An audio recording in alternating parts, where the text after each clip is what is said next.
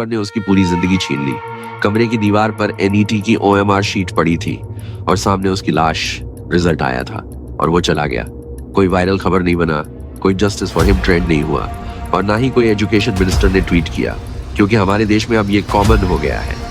हर साल नीट का रिजल्ट आता है और उसके कुछ घंटों के अंदर कुछ स्टूडेंट्स हमेशा के लिए साइलेंस में चले जाते हैं।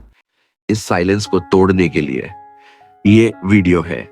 अगर आप खुद नीट एस्पिरेंट हैं या कभी थे, या अगर आपके घर में कोई बच्चा है जो इस सिस्टम से गुजर रहा है, तो ये वीडियो आपके लिए है। Don't skip, don't scroll. ये सिर्फ एक वीडियो नहीं, एक जिम्मेदारी है। हर साल 20 लाख से ज्यादा स्टूडेंट्स नीट का फॉर्म भरते हैं और उसमें से सिर्फ 1 लाख स्टूडेंट्स को MBBS सीट मिलती है, मतलब सिर्फ 5% स्टूडेंट्स।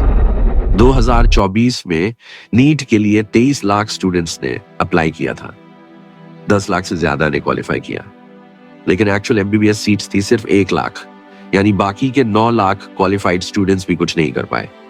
सोचिए, आपने क्वालिफाई किया है, कट ऑफ भी टच किया है, लेकिन सिर्फ इसलिए MBBS नहीं कर सकते क्योंकि सीट नहीं है। और फिर घर वाले पूछते हैं बेटा फेल क्यों हो गया? इस सिस्टम ने सक्सेस को भी फेलियर बना दिया है। नीट 2023 में हैदराबाद की एक लड़की ने आत्महत्या कर ली क्योंकि उसका स्कोर था 557, जबकि कट ऑफ था 560, सिर्फ 3 नंबर से।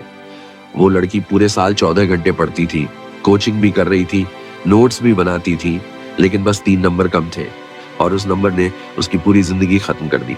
और ये पहली बार नहीं हुआ। नीट 2022 तमिलनाडु, बिहार, राजस्थान और महाराष्ट्र से रिपोर्ट्स आई। लगातार स्टूडेंट्स अपनी जान दे रहे हैं।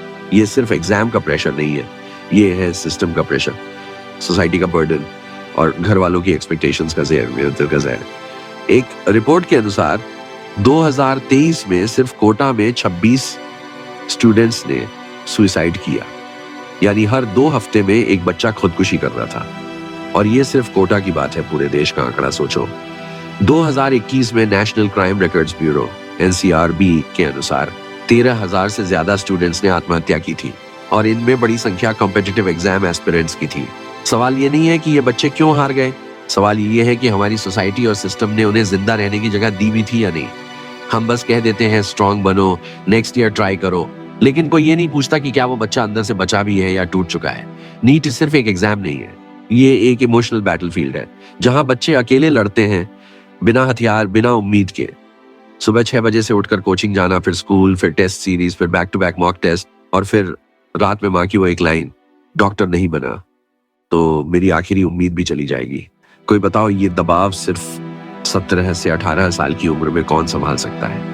क्या हम अपनी जनरेशन से ये सब एक्सपेक्ट कर रहे हैं? और जब रिजल्ट आता है, सिस्टम कहता है बेहतर लक्ष्य अगली बार, और सोसाइटी कहती है फेल हो गया। लेकिन जो स्टूडेंट सरवाइव नहीं कर पाता, उसके लिए कोई नया चांस नहीं होता। इस वीडियो को पॉज मत करो, क्योंकि हम अभी उस हिस्से में जा रहे हैं जहां सिस्टम के सबसे खतरनाक सच छुपे हैं।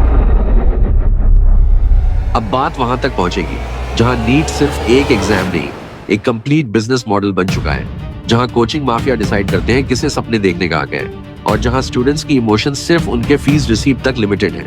और जो सबसे खौफनाक सच है वो हम पार्ट 2 में बताएंगे।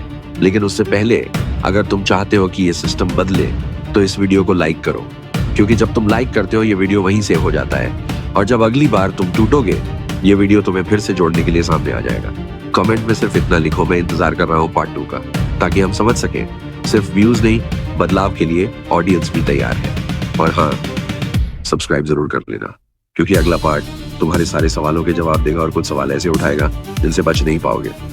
मिलते हैं पार्ट 2 में, सिर्फ दी अनटोल्ड चैप्टर्स पर।